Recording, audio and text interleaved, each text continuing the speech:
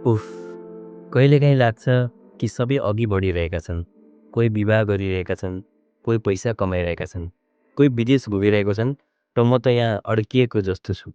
Instagram खोलेपछि लाग्छ कि हरेकको जीवन परिपूर्ण चलिरहेको छ, केवल मेरो मात्र होइन।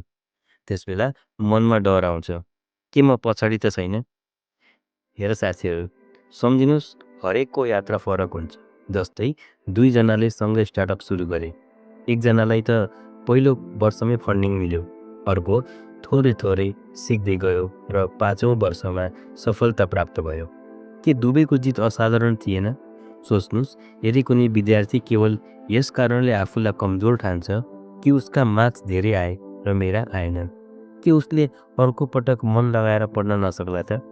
वा कुनैले यो सोचेर हार मान्दछन् कि सबैको जागिर लागेको छ र म अहिलेसम्म केवल प्रयास गर्दैछु, कि उसले कहिले त्यो बन्न सक्छ जसको ऊ बन्न चाहन्थ्यो।